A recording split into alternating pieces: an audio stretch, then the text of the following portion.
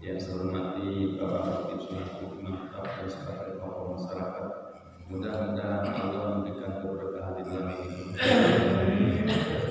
Bila hadirin jamaah Masjid Al-Tawbah, bapak-bapak yang ada di masjid dan bapak ibu yang ada di rumah, yang senantiasa menyimak bacaan ayat-ayat suci Al-Quran di setiap pagi Ahad.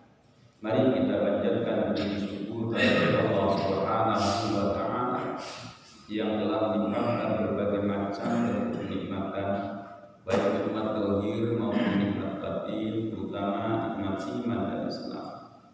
Salawat dan salam kami limpahkan kepada junjungan Nabi kami Nabi besar Muhammad Sallallahu Alaihi Wasallam yang telah membina umatnya dengan penuh rasa kasih sayang dan contoh yang patut kita ambil dalam kehidupan sehari-hari, baik itu pribadi, keluarga, kelompok, dan bahkan bangsa dan negara ada pada Rasul.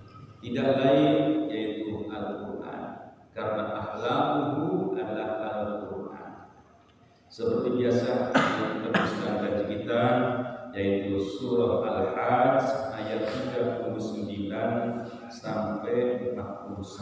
Ini tinggalan ayatnya, ini cukup panjang Pak ya, satu ain atau satu mufradnya. A'udzu billahi minasy syaithanir rajim.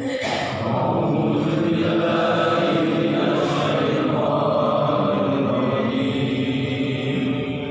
Bismillahirrahmanirrahim. Bismillahirrahmanirrahim. Udina lilladzina yuqataluna bi annahum zulimu. Udina lilladzina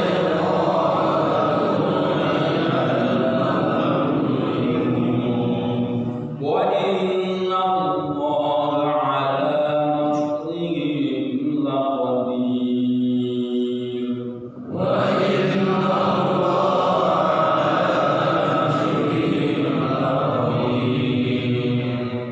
الذين أخرجوا من ديارهم بغير حق إلا أن يقولوا ربنا الله. الذين أخرجوا من ديارهم بغير حق إلا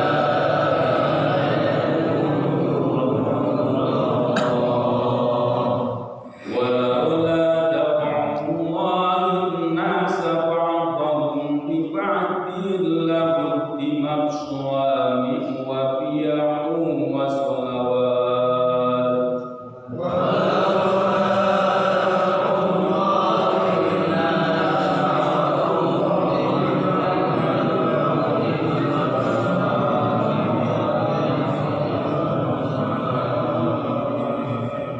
وبيع وصلوات ومساجد يذكر فيها اسم الله كثيرا.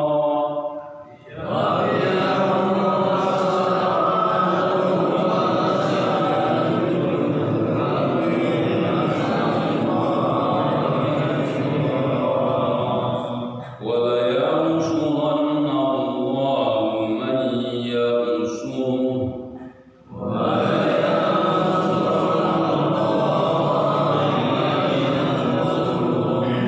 إِنَّ اللَّهَ لَقَوِيٌّ عَزِيزٌ. إِنَّ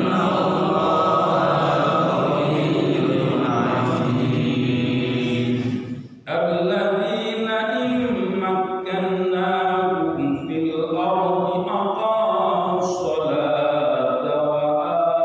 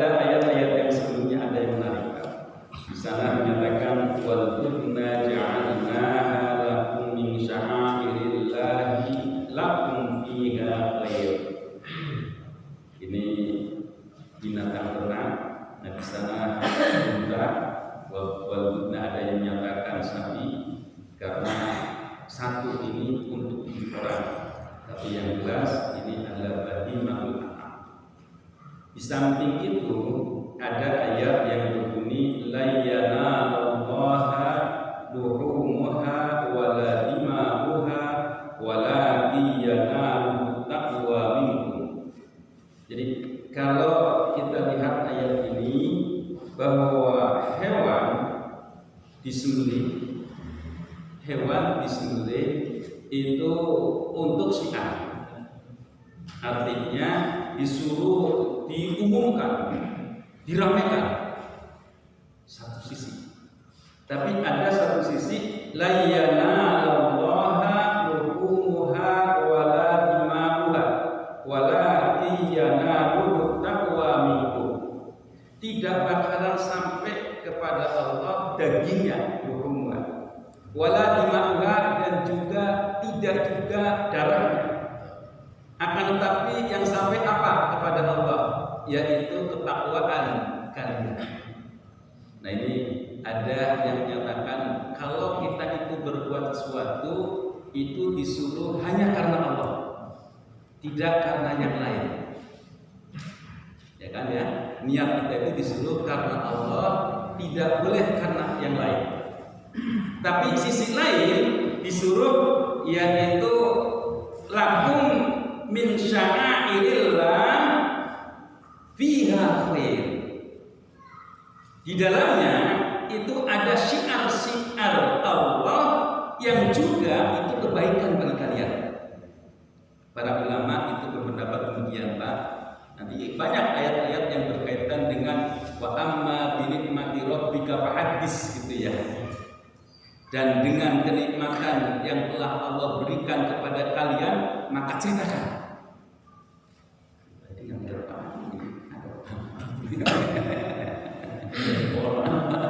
Habis cukur sih pada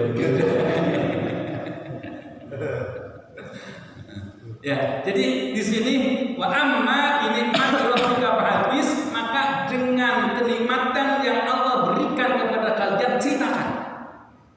Maka kalau menurut saya, Pak, dan memang beberapa tafsir para alim itu menyatakan boleh kita itu niatkan untuk berkurban, tetapi syiarkan, diramaikan.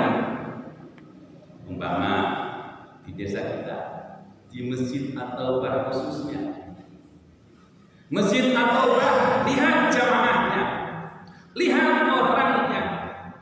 Kalau dihitung-hitung di masa pandemi itu semakin merosot. Tetapi kenapa di masjid At-Taubah itu selalu ada berkurban? Ini min sya'airillah. Jadi disuruh diumumkan kepada halayak bahwa walaupun keadaannya dalam pandemi diteruskan dengan keadaan jamaahnya itu sederhana, tetapi ada keinginan untuk berkurban. Inilah sya'airillah. Jadi boleh diumumkan, nanti orang melihat, oh iya, di dalamnya ada Pak, di dalamnya ada Pak, di dalamnya ada Pak Yahya, di dalamnya ada jamaah semuanya, yang semuanya rukun, yang semuanya itu amanah, yang semuanya itu bisa dipercaya, sehingga jamaah juga percayakan kepada pengurus, kepada pengelola, nih kambingku, nih sapiku, ini yang telah aku peroleh untuk berkurban. Diumumkan kepada halayak, itu diperbolehkan. Ya karena apa? Karena min sya'airillah. Ya jadi kita ingatkan yang pertama karena Allah, yang berikutnya jangan lupa syiar itu juga menjadi keharusan. Enggak apa-apa. Ya, enggak apa-apa. Jadi semua itu kita niatkan karena Allah. Di samping ada perintah sya'airillah, itu diperbolehkan, diumumkan. Ya sebenarnya banyak Pak. Ada sesuatu yang dorongannya dengan nafsu, tetapi disuruh niatkan karena Allah, itu ibadah. Suami istri apa ya? Niatkan karena Allah, beribadah. Makanya cintailah ya semuanya karena Allah. Murkailah juga karena Allah, jangan karena yang lain. Kalau orang itu karena Allah pasti tidak akan berlebihan. Ya, pasti akan diterima. Kita teruskan ayat berikutnya. Udzina lilladzina yuqataluna bi annahum zulimu wa inna Allaha 'ala nasrihim laqadir. Udzina ini mabni majzum fi'il madi. Udzina diizinkan. Ya. Udzina diizinkan untuk siapa? Lilladzina yuqataluna, yaitu untuk orang-orang yang diperangi. Bi annahum, karena sungguhnya mereka zulimu itu dianiaya, dizalimi. Wa annallaha wa innallaha, sesungguhnya Allah ala nasrihim laqadir, atas segala pertolongan untuk mereka, untuk illadzina yuqataluna bi annahum zulimu laqadir, sungguh mampu. Ya, jadi kalau Bapak terjemahannya, baca terjemahannya, terus melihat dengan artinya yang terperinci beda, Pak, rasanya udah iya, kita ini diizinkan untuk apa? Untuk membalas karena dizalimi. Nah, di sini kalau kita lihat lagi ayat yang berikutnya luar biasa. Kita lihat dulu kenapa turunnya ayat ini.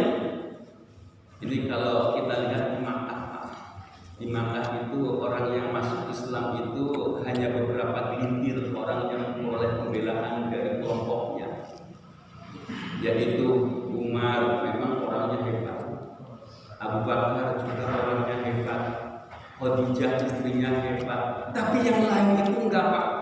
Orang yang dianiaya itu karena tidak ada pembelaannya. Mereka itu dianiaya oleh orang-orang kafir Quraisy, itu luar biasa. Jadi di sini di awalnya, Pak, kalau kita lihat di Makkah itu ketika Nabi Muhammad SAW ditanya oleh para sahabat, ya Rasul, aku ini dianiaya terus ya Rasul, apakah aku harus melawan? Bersabar. Disitulah kuncinya luar biasa, bersabar. Bahkan ada di antara orang-orang Yasrib yang datang ke Makkah, terus dia berbaiat kepada Rasul, ya Rasul, untuk diapakan orang-orang yang seperti ini? Tahan, bersabar. Makanya ada pernyataan as-sabru min ba'dil iman, bahwa kesabaran itu adalah sebagian dari iman. Nanti ada penjabaran lagi, Pak. Orang yang bertanya dengan nanyanya dengan kebaikan, maka dia sebenarnya punya ilmu. Jadi as-sabru minal iman, orang yang bertanya dengan sopan santun, maka sungguhnya dia itu punya ilmu. Karena kan kadang-kadang ada yang banyak orang bertanya tapi ingin ngetes sebatas mana nih orang ilmunya, orang yang kayak gini sombong gitu. Jadi bertanya tapi dengan kearifan, dengan kebijakan, punya ilmu itu orang. Kadang-kadang ada orang bertanya sengaja, ada tendensius untuk menjatuhkan orang lain. Nah, itu tidak berilmu.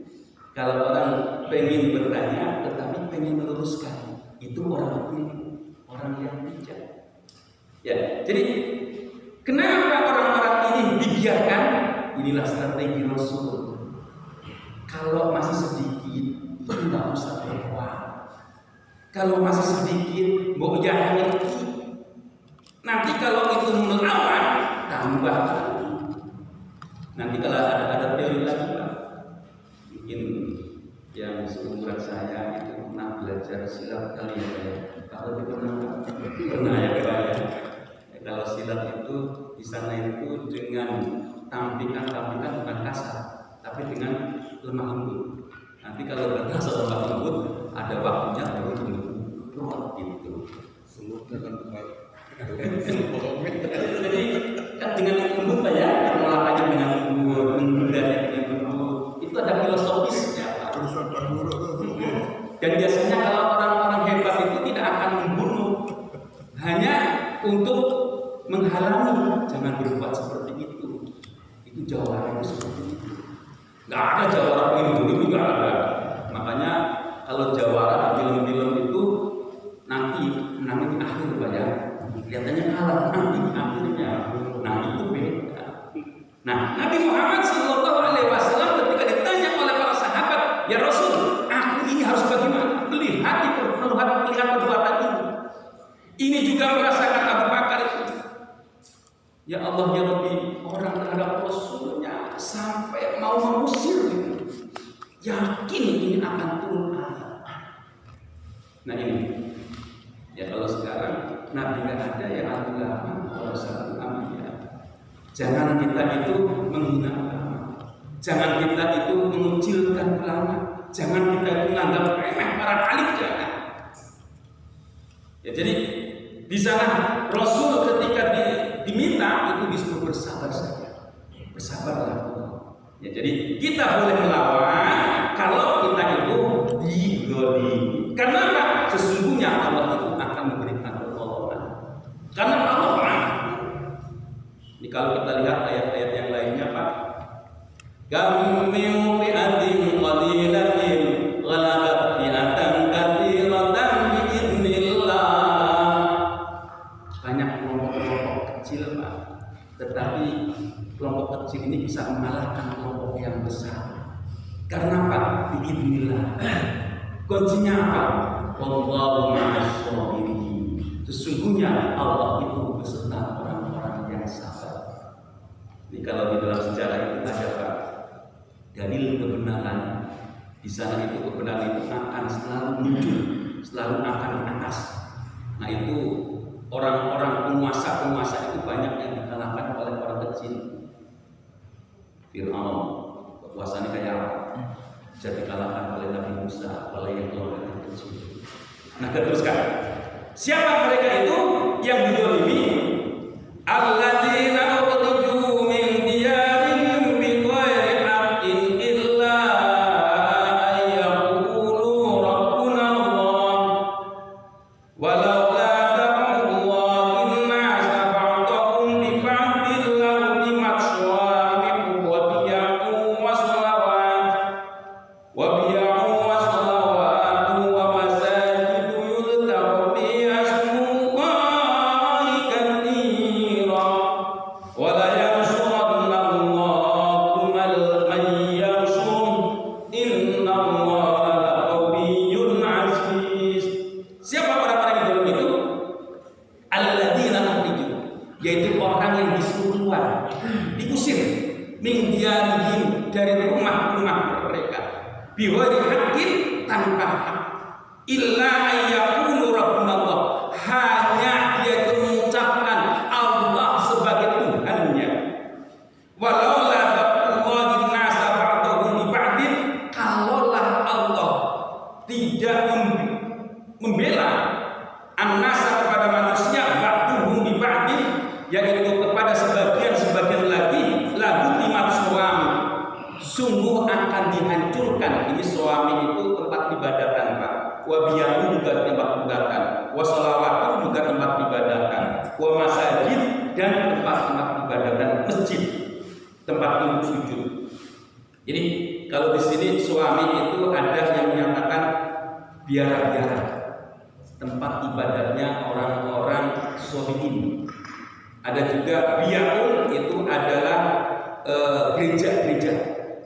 Ya, sholawat, oh ya, ini sholawat itu yang untuk sholihin. Nah, yang suami itu orang-orang Yahudi. Wa masajid, dan masjid yudhkaru di dalamnya untuk berzikir fi hasbullah, yaitu nama-nama Allah. Ya, jadi ini tempat untuk beribadah. Makanya kalau dalam Islam itu ketika perang, Pak, tempat peribadatan nggak boleh dihancurkan, Pak. Gimana dibilang orang Islam itu Pak nggak toleran? Ajarannya itu melihat seperti itu, menganjurkan. Bahkan ada beberapa keharusan ketika melihat nenek-nenek nggak boleh dibunuh, kaki-kaki nggak boleh dibunuh, anak-anak nggak boleh dibunuh. Nah ini aturan. Padahal itu masa-masa perang. Ada aturannya seperti itu. Tempat-tempat peribadatan jangan diganggu. Makanya ketika orang Islam datang, budaya-budaya yang ada terlestari, Pak. Kalau kita lihat bukti-bukti yang ada, Borobudur itu budaya siapa? Enggak, dibiarkan. Prambanan dibiarkan. Karena menghormati. Kok dibilang orang Islam nggak toleran?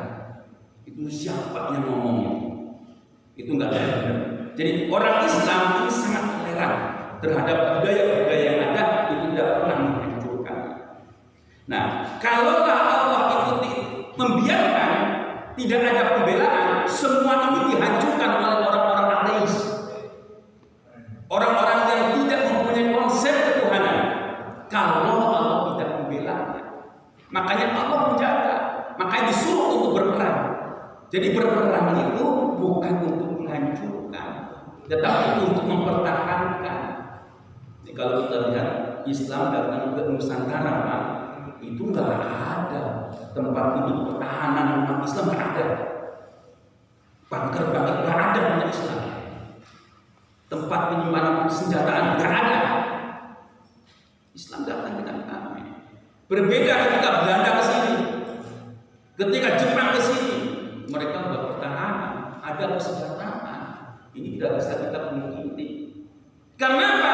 Islam itu rahmatan lil alamin, benar-benar rahmatan lil alamin. Sampai kapanpun kalau umat Islam itu mengkaji Al-Quran, itu benar.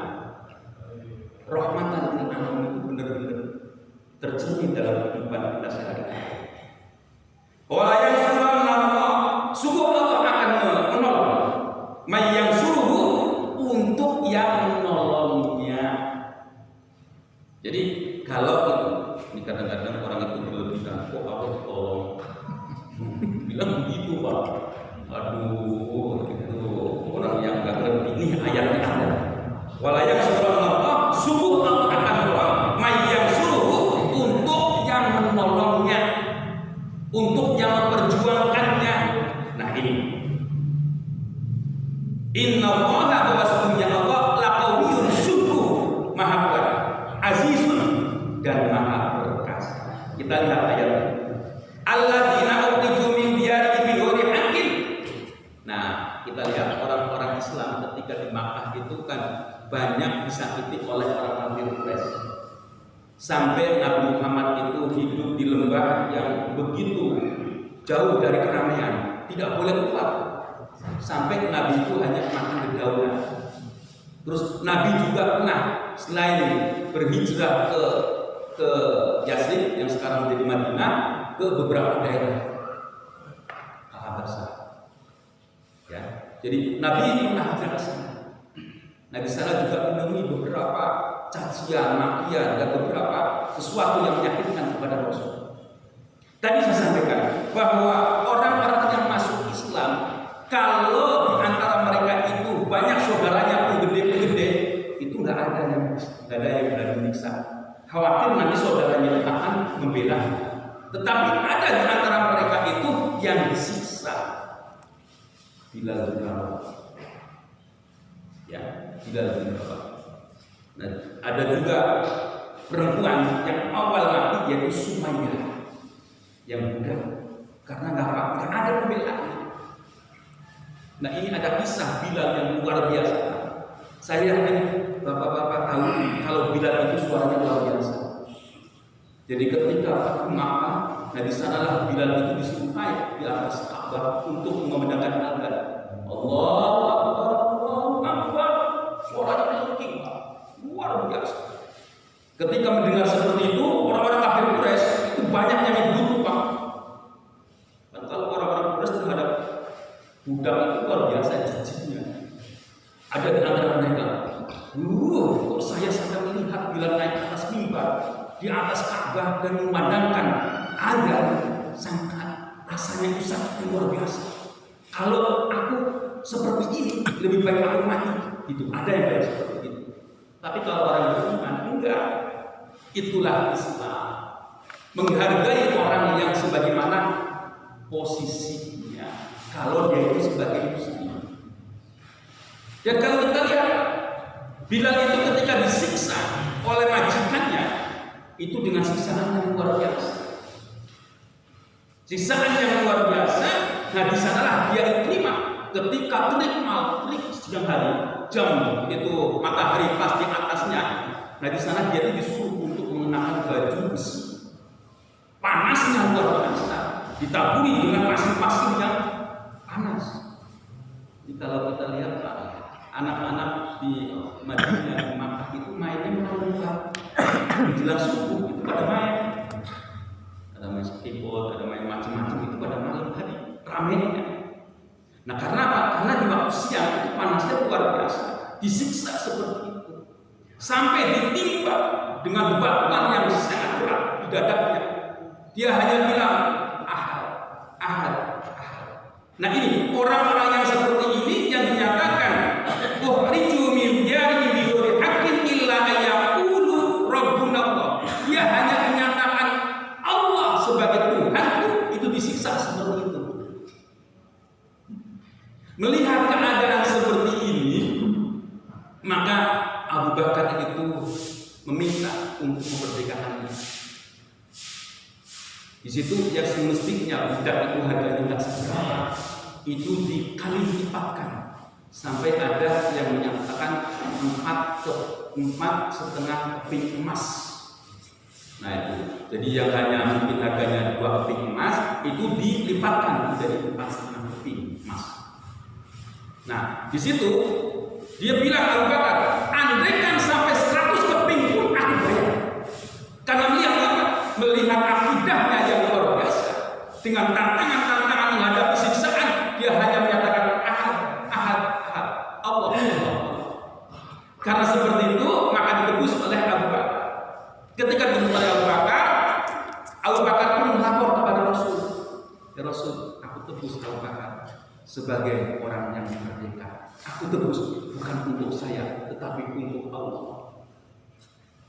Nabi Muhammad pun bilang, aku mau bersandar, aku jaga ikutan untuk menebus berbandingan. Maka disitulah diberikan oleh Nabi Muhammad kepada Abu Bakar separuhnya. Ini luar biasa. Ada lagi yang menarik. Ketika Nabi Muhammad masih hidup, Abu Bakar selalu ada berkumandang. Adzan yang ada disuruh oleh Rasul. Ketika Rasul itu wafat, dia itu membuat syair. Syairnya apa? Syairnya itu begini Pak. Aku merindukan Makkah. Aku merindukan. Pokoknya semuanya yang indah tidak disebutkan. Terus ditanya, hai Bilal, kenapa aku merindukan Makkah? Bukankah itu yang menjadikan siksaan buat kamu? Apa kata Bilal? Siksaan kafir Quraisy itulah kenikmatanku. Ya Allah. Yang ketika dipukul itu katanya nikmat. Itulah keimanan yang melekat di dalam dada, yang kelihatannya itu menyakitkan, tetapi nyatakan kenikmatan yang luar biasa. Saya hanya bersandar kepada Allah dan Rasul-Nya. Orang yang seperti ini Pak yang hebat itu. Hanya Allah dan Rasul-Nya itulah sebagai kesandaran Allah, Allah, Muhammad Rasulullah, Muhammad Rasulullah. Dan ini terbukti Pak. Ketika beliau itu Nabi Muhammad itu sudah wafat, dia disuruh menggunakan adzan tidak wafat. Ketika menyatakan wa asyhadu anna Muhammadar Rasulullah, asyhadu an la ilaha illallah, asyhadu an la ilaha illallah. Ketika menyatakan wa asyhadu anna Muhammadar Rasulullah, dia enggak kuat, nangis sekencang-kencangnya. Makanya ketika setelah Nabi wafat, beliau itu hanya adzan cuma 3 kali. Karena tidak mampu cintanya dia kepada Rasul, di sana banyak kenangan-kenangan yang manis, maka ketika Abu Bakar menjadi khalifah dia minta izin. Ya Abu Bakar, aku minta izin, jangan berada di sekitar sini, karena aku melihat Rasul seolah-olah. Cintaku kepada Rasul itu tidak bisa ditandingi dengan apapun. Aku kepingin pergi. Ya Abu Bakar itu juga mempertanyakan, benarkah kamu ingin pergi? Abu Bakar itu seolah-olah tidak ingin ada kekhawatiran. Terus Bilal bertanya, hai Abu Bakar, bukankah engkau melepaskan aku jadi budak karena Allah? Ya karena Allah. Kalau karena Allah bebaskan aku untuk melangkah. Aku cinta Rasul, tidak tahan melihat pernak-pernik yang ada di sekitarku, selalu mengingatkan kepada Rasul. Nah ketika dilepas, dia aku lepaskan. Aku membebaskan kamu karena Allah, bukan karena siapa-siapa. Ketika Umar jadi khalifah pun demikian, dia tidak mau memandangkan azan.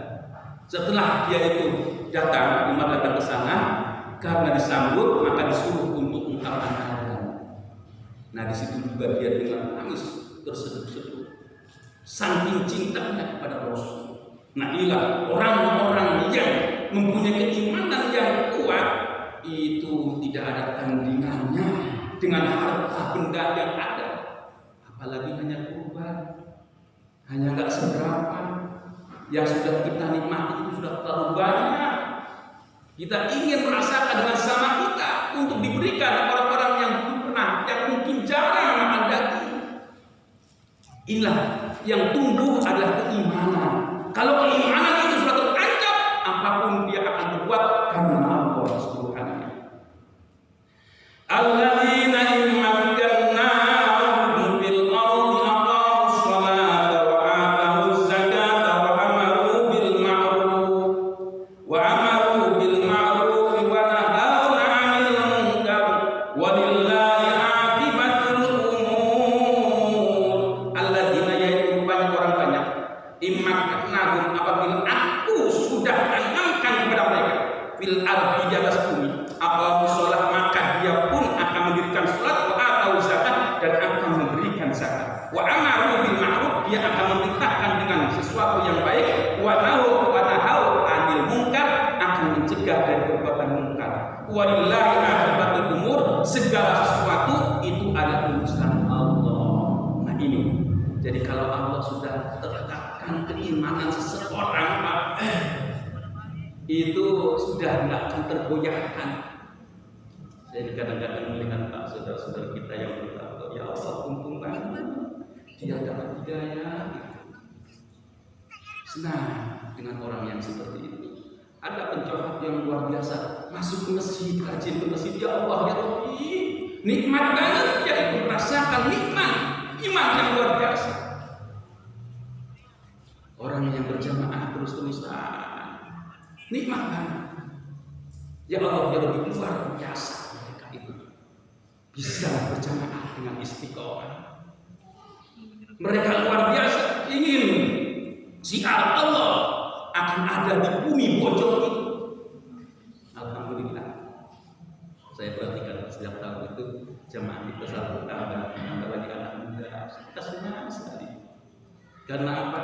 Nabi itu menyatakan ahli surga adalah anak muda yang hatinya Allah pilih masjid. Tapi sungguh, na'udzubillah, ada orang yang pinter tetapi sombong. Na'udzubillah. Ya, hadirin jamaah masjid At-Tawbah yang saya cintai, itulah yang kita sampaikan pada hari ini. Sudah barang yang benar dari Allah, yang sama dari saya semua. Wa in yukadzibuka faqad kadzdzaba qablahum qaumun nuh wa 'ad wa wabillahi